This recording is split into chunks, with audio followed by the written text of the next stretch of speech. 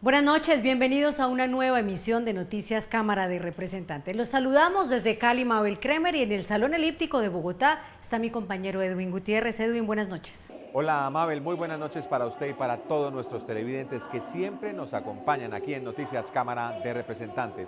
Vamos de una vez con los titulares. Listo presupuesto para el 2021, el Congreso le apuesta a la reactivación económica, a la generación de empleo y a los grandes proyectos de inversión e infraestructura. Lucha frontal contra la obesidad y la comida chatarra emprendió la Cámara de Representantes. Avanza una iniciativa que obliga a hacer visible la información nutricional de los productos que consumen los colombianos. El programa Colombia Mayor será política de Estado. Así se garantizaría un subsidio permanente para nuestros abuelos. Colombia afianza relación con los Estados Unidos. El país recibirá más de 5.000 millones de dólares en los próximos 3 años dentro del programa Colombia Crece. A sanción presidencial pasó el presupuesto general para el próximo año. El Congreso interpretó las circunstancias del país y asignó la mayor cantidad de recursos para inversión. Una cifra histórica de 58 billones de pesos que estarán destinados a la recuperación económica. Hubo un recorte significativo en el pago de la deuda de 3.3 billones de pesos. De los 314 billones de pesos aprobados para el 2021, inversión social y educación fueron los más beneficiados, con 47.3 billones de pesos. Trabajo quedó con un presupuesto de 27.2 billones, inclusión social, salud y vivienda tendrán 26.5 billones y para funcionamiento 184.9 billones de pesos. Se garantizarán los recursos para los sistemas de transporte masivo y el metro de la ciudad.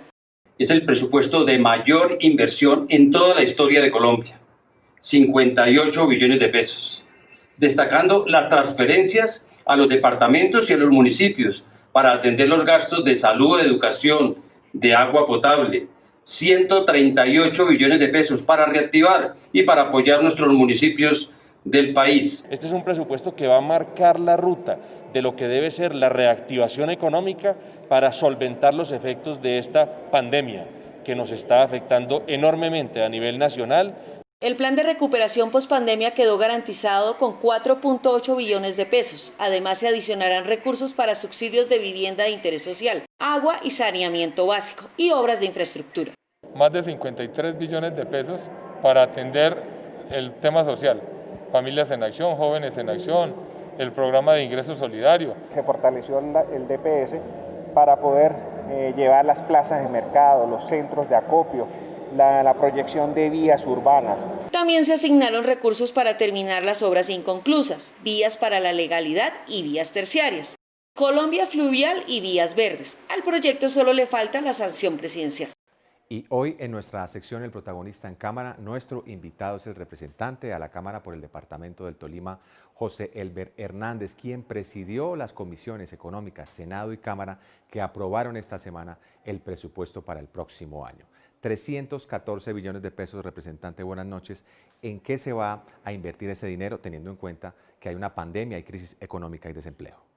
Buenas noches a los colombianos y los tolimenses. Quiero decirle que en las comisiones económicas los coordinadores y los ponentes nos dedicamos a estudiar un presupuesto histórico en este país y como vivimos la crisis que todos los colombianos estamos viviendo, hemos hecho un presupuesto social, hemos hecho un presupuesto que reactive el tema económico de este país y por eso hemos fortalecido también la parte de la infraestructura, que será la gran jalonadora de reactivar el desempleo que se vive por cuenta de la pandemia. Yo creo que ese presupuesto de los 314 billones van muy proyectados al tema de lo social, pero también fortalecimos el sector agropecuario, las pequeñas y medianas empresas, el deporte, la salud y la educación. Por primera vez los jóvenes de este país podrán estar tranquilos que tienen el presupuesto más alto de la historia para estudiar, así que menos marchas y más bien a las aulas a estudiar. Muy bien, pero bueno, se han perdido millones de empleos, se han quebrado muchas empresas, que son las que tributan. ¿Cómo se va a financiar ese presupuesto? ¿De dónde salen los recursos para financiar ese presupuesto? Precisamente por eso fuimos muy juiciosos y por eso a muchos congresistas de sus regiones no les pudimos avalar muchas proposiciones que querían porque no hay los recursos, y fuimos tan juiciosos en los recursos que hicimos un estudio dedicado a él, y esos 314 billones, que es el monto, vamos a buscarlos. Primero fortalecimos desde el plan de desarrollo la DIAN. La DIAN tendrá que acabar la evasión de impuestos y tendrá que estar fortalecida para buscar un porcentaje. Otra fuente de financiamiento serán los recursos propios del Estado, pero también el gran manejo de la deuda pública. Y claro que este país, como todos los países del mundo, se tendrán que endeudar, y para eso serán las fuentes de financiamiento que el gobierno, el ministro de Hacienda, todo el gobierno tiene que estar dedicado a buscar esos recursos desde estas fuentes, entre otras. Para su departamento, su región, el Tolima, ¿qué obras fueron incluidas o priorizadas en este presupuesto? Muy satisfecho, me siento feliz de haberle aportado a mi departamento desde este presupuesto. La reactivación del aeropuerto Perales, nosotros colocamos en ese presupuesto los recursos que requiere el aeropuerto, también reactivamos el tema de las vías terciarias, donde le va a llegar un presupuesto muy alto, el tema del Centro de Integración Deportiva en el municipio de Murillo, reactivará la economía del norte del Tolima, el tema del transporte de la ciudad de Ibagué. Buscando esos recursos que quedaron en el presupuesto, hoy le queda al gobernador y al Tolima y al alcalde de Ibagué jalonar esos recursos que tanto se requieren, pero el departamento creció en comparación del 2020 al 2021 por encima de un 36%. Le agradecemos al representante José Elber Hernández. Nosotros continuamos con más información aquí en Noticias, Cámara de Representantes. El presidente de la Cámara, Germán Blanco, se mostró satisfecho por el trabajo riguroso de la corporación para sacar adelante un presupuesto que responde a las necesidades de la actual coyuntura. Según Blanco, se logró un equilibrio entre la golpeada economía del país y la necesidad de reactivar todos los sectores. Hemos aprobado como Congreso de la República el presupuesto más alto y más importante en la historia del país, 314 billones de pesos. Si bien 185 son para los gastos de funcionamiento, 70 de ellos también para intereses y amortización de la deuda pública. Hay que resaltar que 58.5 billones son para la inversión. Dentro de esa inversión, el rubro de la educación, por ejemplo, es el más beneficiado. Y en la historia del país no había existido un presupuesto de 48 billones de pesos para educación. Los rubros de salud, los rubros de inclusión social, de reconciliación, de transporte, de minas, los rubros del agro, los rubros que tienen que ver con la defensa, no se disminuyen ninguno de ellos sustancialmente, sino que se incrementan para atender también, fundamentalmente, todo el tema de la contingencia para la reactivación económica y social. La obesidad infantil es uno de los principales problemas de salud en el país, esto debido a los malos hábitos alimenticios y a la comida chatarra. La plenaria de la Cámara aprobó un proyecto que obliga a etiquetar todos los productos alimenticios y advertir si contienen componentes que representen un peligro para la salud. Estudios indican que la publicidad puede ser responsable del 15 al 40% de la prevalencia de obesidad en niños. El proyecto de ley, que fue aprobado por unanimidad, busca velar por la salud de niños, niñas y adolescentes, garantizando una información clara, visible y oportuna sobre los componentes que incluyen los alimentos y bebidas que se ofrecen en el país. Construir un proyecto de ley que hoy pasa a su tercer debate y que va a ser muy, muy beneficioso para la salud de nuestros colombianos, de nuestra juventud, de tal manera que podamos tener el derecho a saber qué nos estamos comiendo, a poder distinguir la comida chatarra de los alimentos y sobre todo a avanzar, como lo han hecho los países más desarrollados, en la protección de la salud y del derecho a la información. El proyecto contempla que todos los alimentos ultraprocesados con alto contenido de sodio, azúcar, grasas saturadas y colorantes artificiales deben contener una etiqueta frontal donde se incluya una advertencia sanitaria. No solamente se trata de un etiquetado frontal para que podamos tener información, sino que finalmente la decisión de uso, la responsabilidad está en las personas, no en los productos. Como les decía, las cosas no son buenas y malas. Lo que los hace buenas, malas, perjudiciales o favorables es el modo responsable como las utilicemos. La plenaria de la Cámara también aprobó en segundo debate el proyecto de ley que busca beneficiar con una deducción tributaria a las personas que apoyen económicamente los programas de becas para aspirantes a miembros de la fuerza pública y a aquellos alumnos que tengan un buen rendimiento académico dentro de la institución. Este proyecto lo que busca es esa igualdad en los jóvenes para poder acceder también a la educación superior y poder acceder a la formación militar, tanto oficial, suboficial. Yo creo que esto es dignificar la institución, es dignificar a nuestros jóvenes. Estas dos iniciativas continuarán su trámite en el Senado de la República. Un nuevo capítulo en la relación entre Colombia y Estados Unidos se está construyendo a través del programa Colombia Crece, una iniciativa que contempla inversión hasta por $5.000 millones en los próximos 3 años. La Comisión Segunda citó a la ministra de Relaciones Exteriores, Claudia Blum, para conocer el alcance y el propósito de este programa. Según la canciller, el programa de cooperación entre Estados Unidos y Colombia busca impulsar el crecimiento económico, fortalecer la seguridad y movilizar inversión en las zonas más necesitadas del país. Para los representantes es indispensable jalonar proyectos de desarrollo en las regiones. Ese es el propósito, cómo logramos que estas inversiones aterricen en territorio, cómo logramos que esta gran oportunidad nos permita desarrollar las regiones y cómo evitamos que las inversiones sigan concentradas en los mismos lugares, en las mismas ciudades capitales. De sugerencias para que cada uno de los ministerios que tengan acción, que tengan, penetración y tengan un protagonismo para este programa, sean tenidas en cuenta no solamente para el departamento del Chocó, sino los departamentos que hacen parte de la Colombia profunda. La estrategia de colaboración contempla además el fortalecimiento de la lucha contra las drogas, acompañado de un importante componente financiero a fin de incrementar la inversión privada norteamericana en las zonas rurales del país para fomentar el desarrollo y el empleo. La particularidad de la iniciativa Colombia Crece es que estará enfocada a promover inversión para el desarrollo y la competitividad con énfasis en las zonas rurales y en regiones priorizadas en el marco de los PDT que necesitan opciones lícitas de producción agrícola y rural. Los representantes solicitaron proyectos de inversión en departamentos como el Chocó, en donde es necesario la priorización de vías terciarias para darle paso a la comercialización de productos lícitos y cerrarle las puertas al narcotráfico. El programa de subsidios Colombia Mayor, que entrega un auxilio económico para los abuelos de escasos recursos en todo el país, se elevaría a política de Estado. De esta manera se garantizaría su permanencia a lo largo del tiempo. La plenaria aprobó mayoritariamente la iniciativa. Este proyecto de ley viene tramitándose desde la Comisión Séptima. Fue aprobado en el segundo debate en la plenaria de la Cámara, legislando por la población más vulnerable, aquellos adultos mayores que no tienen cómo sostenerse económicamente. El subsidio del adulto mayor depende de la voluntad del gobierno nacional. Hoy por hoy depende de la voluntad del presidente, de lo que el presidente quiera o piense.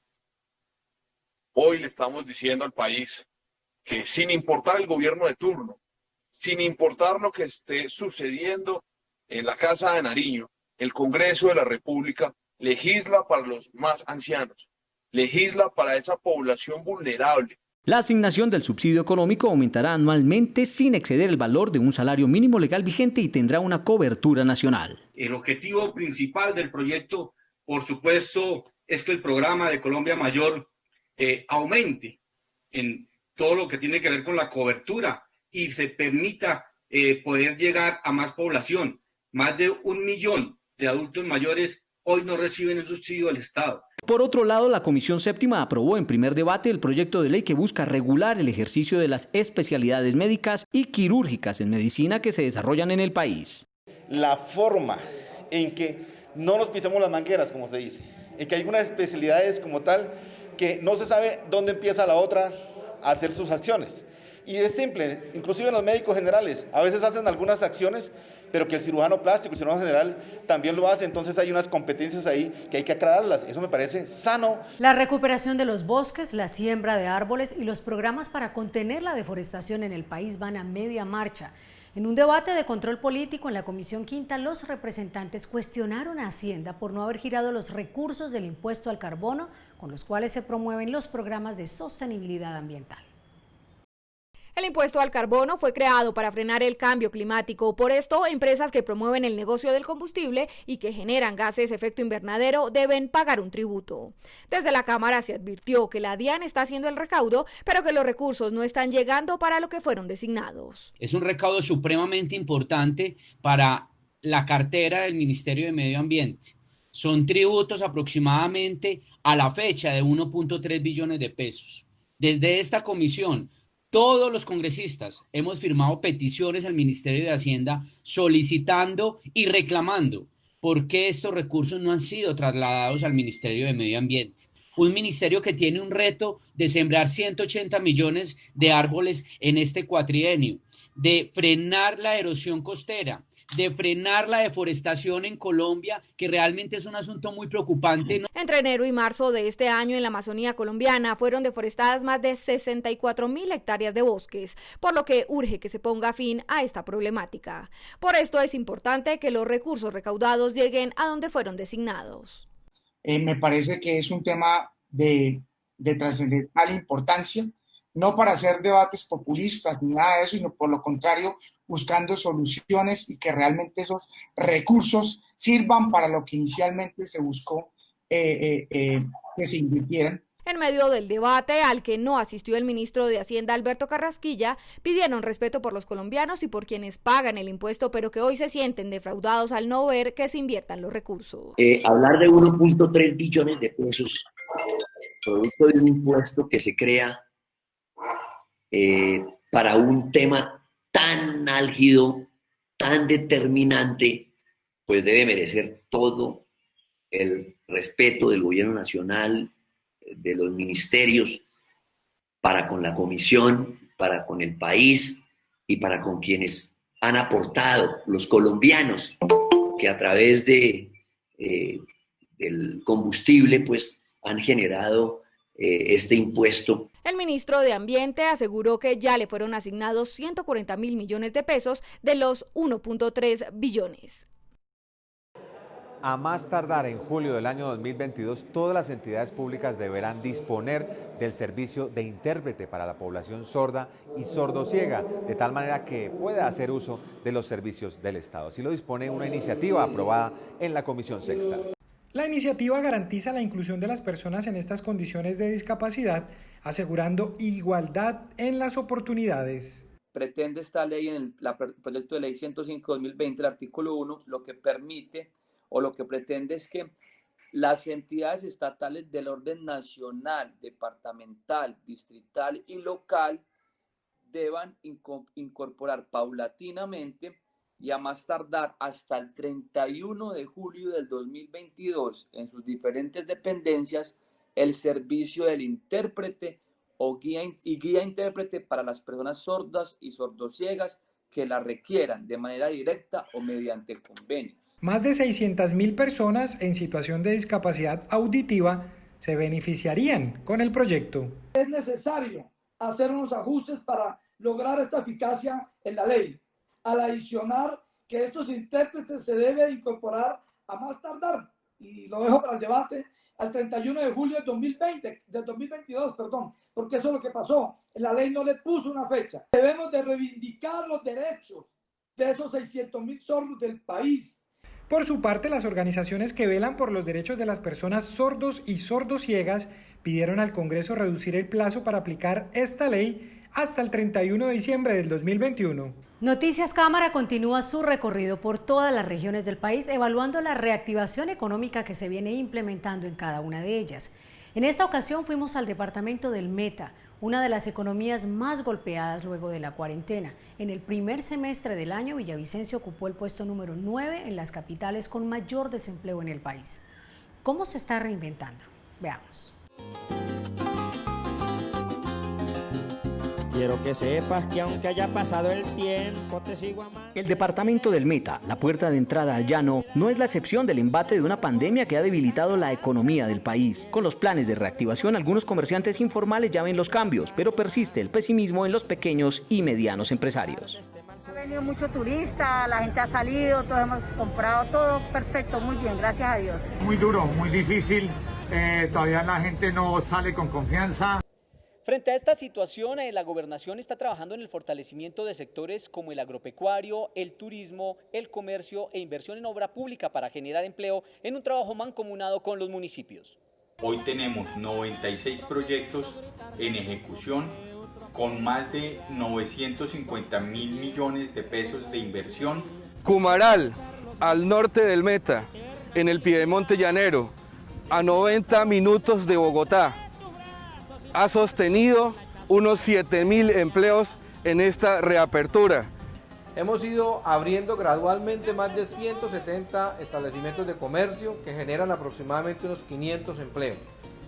Asimismo, hemos apoyado el turismo. La representante Jennifer Arias es optimista en que con las políticas del presidente Iván Duque y el gobernador del Meta se sacará adelante la región. Considero que los gremios en donde vamos a tener mayor dificultad y que van a necesitar más apoyo es el sector turístico, el sector del comercio, las pequeñas, micro y medianas empresas que son sobre todo emprendedores y emprendimientos, pero seguiremos trabajando en pro de tener unas políticas que se les permita mejorar la reactivación. Poco a poco avanza la reactivación económica en la tierra del Chigüiro, la Mamona y el Arpa. La plenaria de la Cámara escuchó a los voceros de la minga indígena que llegaron hasta la Plaza de Bolívar reclamando respeto por su territorio, mayor inversión y seguridad para sus líderes. Integrantes de diferentes partidos se comprometieron a dialogar con el gobierno nacional en busca de soluciones frente a estos reclamos. Con bastón de la paz en alto y en defensa de la vida y sus derechos, los miembros de las 33 comunidades indígenas pidieron al gobierno defender y respetar el derecho a la vida, al territorio, a la democracia y a la paz. La minga lo que reclama es que los dejen trabajar, que les garanticen sus derechos y de hecho la supervivencia, que es tan importante como un derecho fundamental.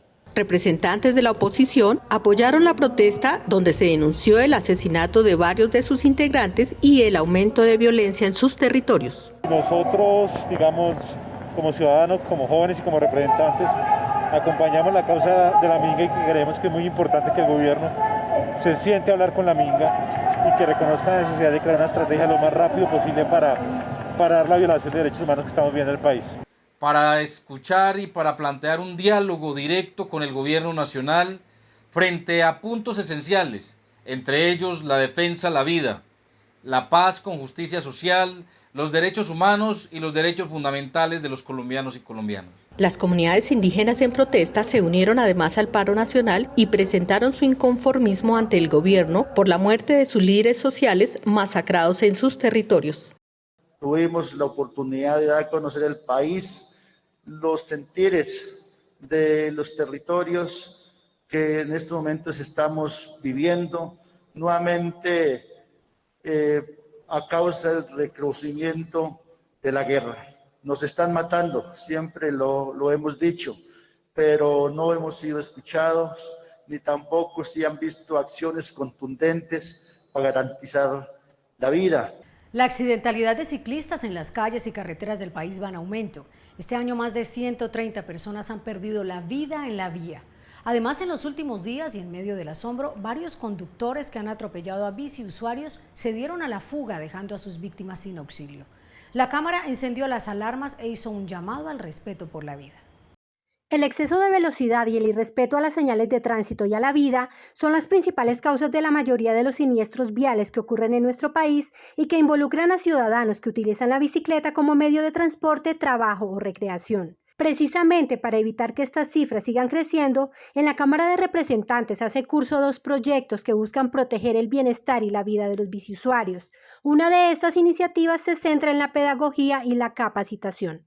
Lo que pretende este proyecto es que en todos los cursos que deben hacer los colombianos para obtener una licencia de tránsito o para ser beneficiarios de un descuento en una multa de tránsito, se deba incluir una cápita especial donde se les enseñe toda la normatividad vigente que va referida a garantizar la seguridad de nuestros ciclistas en el territorio nacional. Otra de las iniciativas busca más acompañamiento por parte de las autoridades a los biciusuarios y la creación de un registro único nacional de bicicletas. Para conocer cuántas bicicletas hay en el país, dónde están, quiénes son sus propietarios. Asimismo, la marcación obligatoria mediante chip o marcación invisible. La creación de la red Bici Segura, una red conformada por los ciclistas, la policía, la fiscalía, las autoridades locales, para identificar cuáles son las zonas de mayor accidentalidad vial e inseguridad para actuar en tiempo real.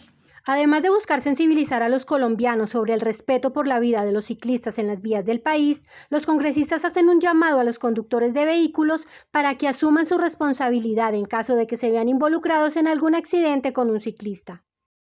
Esta semana, en pocas palabras, el representante a la Cámara por el partido de la U del departamento del Cauca, Faber Muñoz, nos cuenta su experiencia como ex militante del M-19. El representante está convencido de que las armas no son el camino. Aquí un avance de lo que veremos este domingo a las 5 de la tarde en el canal del Congreso.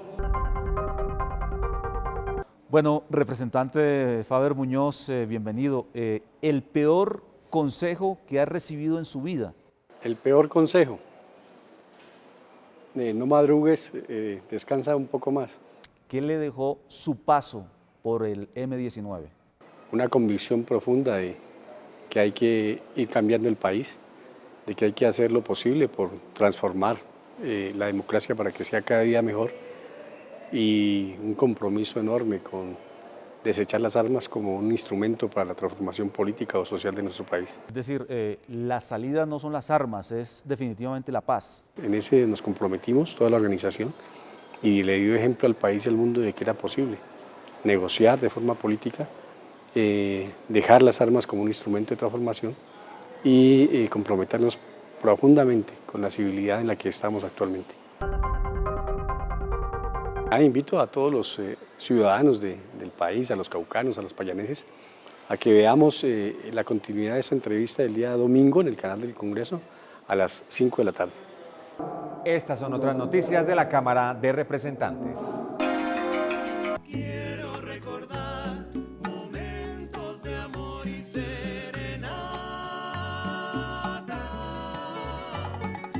El representante Gustavo Estupiñán, autor de la ley que declaró Patrimonio Cultural de la Nación el Festival Internacional Ipiales, cuna de grandes tríos, extendió la invitación a este evento que se realizará el fin de semana en el municipio nariñense.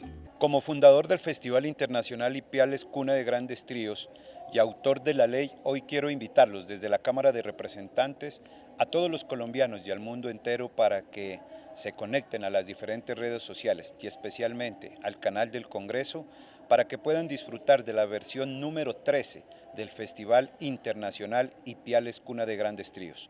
Los esperamos a todos. El Gobierno Nacional dio mensaje de urgencia al proyecto de ley que garantiza el acceso gratuito, universal y rápido de la vacuna contra el COVID-19. El autor de la iniciativa, el representante por el Centro Democrático, Ricardo Ferro, agradeció el respaldo del presidente Duque y precisó que la ley además creará un beneficio tributario para quienes aporten financiando la inmunización de la población colombiana.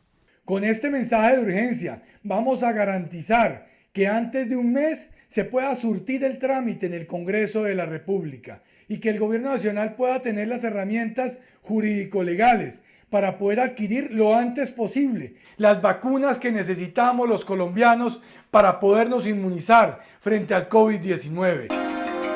Frente a la sede del partido político de las FARC, el representante Juan Carlos Wills realizó una convocatoria con militantes conservadores para pedirle a esta colectividad toda la verdad frente al magnicidio de Álvaro Gómez Hurtado. Necesitamos saber cuál fue la verdad, cuáles son las pruebas que hay y que después de 24 años las FARC, sin saberse nada de esto, tomen la responsabilidad de este magnicidio. Queremos que el senador Gallo renuncie y desde la justicia ordinaria le responda al país con la verdad y con todas las pruebas para saber cuál fue la causa y cómo fueron todos los hechos que ocasionaron hoy la muerte de Álvaro Gómez Hurtado. Hemos llegado al final de Noticias Cámara de Representantes. Recuerden que nos pueden seguir en Facebook como Cámara de Representantes Colombia y en Twitter e Instagram como @Cámara Colombia. Si quieren interactuar con el presidente de la corporación, lo pueden hacer a través de su cuenta de Twitter @GermánBlancoA o en nuestra página web www.cámara.gov.co.